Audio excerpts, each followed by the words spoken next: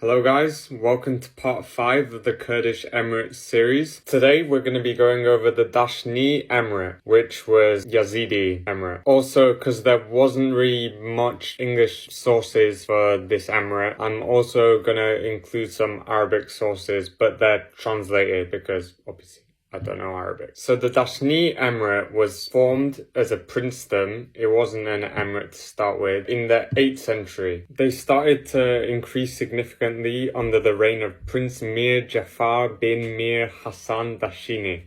I'm great with these names. However, their rule ended after Mir Jafar led a revolt against the Abbasids in 839 CE. It's important also to know where this emirate was. So the Dasini Emirate was primarily located around Duhok, and their territory lay between the two Zab rivers, the greater and lesser ones, and historically this was part of the broader Hakka region. Its core population at the time was Dashni and or Zoroastrian.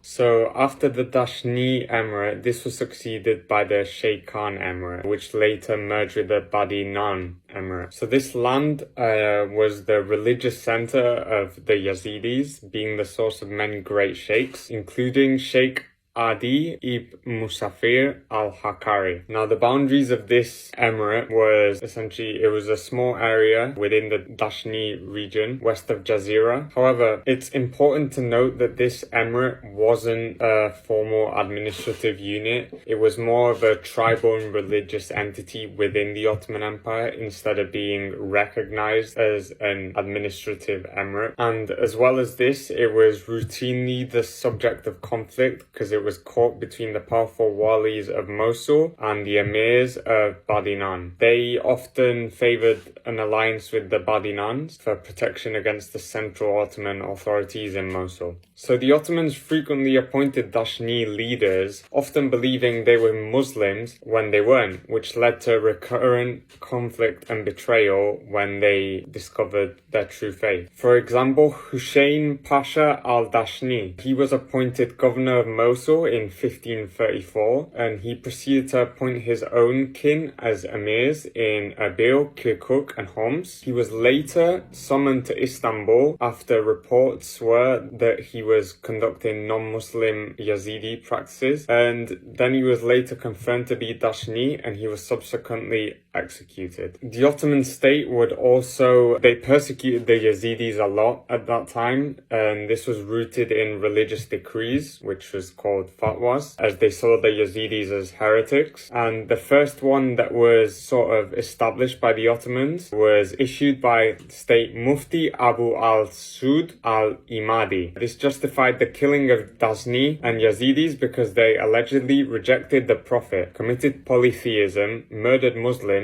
practiced highway robbery, and enslaved Muslim women and girls. In 1733, there was a large military campaign against the Yazidis by Wali Ahmad Pasha of Mosul and Hussein Pasha of Baghdad. They focused on looting and destroying Yazidi villages in the Zab region, specifically targeting the Sheikhania and the Dinadia tribe. This continued to happen over the next few years until 1789 when the Yazidis lost their autonomy. So Jalil Wali conducted a campaign against Sheikhan, which resulted in the death of 11 Yazidi emirs. Following this pressure, they submitted to the Jalil rulers, and thus Hassan Jul Beg was subsequently appointed Emir of the Yazidis, and his leadership position was confined to his descendants. Also, a point that I forgot to mention beforehand, but the Dashin princedom also held the fortress of Duhok in the 16th century and allied themselves with Sultan Suleiman the Magnificent. So he appointed in 1534 Mir Hussein Beg Dashini to govern the Islamic princedom of Soran, but conflict erupted when when a cousin of the Soran Emirs seized their bill and defeated Hussein Beg, killing 500 of his men. He was then summoned to Istanbul and executed for failing to protect the properties of the Ottoman Empire. So in 1834, Sultan Mahmud II pushed for centralized Ottoman control, which resulted in the abolition of local governments in Mosul and Ahmadiyya. Hafiz Pasha led a major campaign against Jabal Sinjar that year to enforce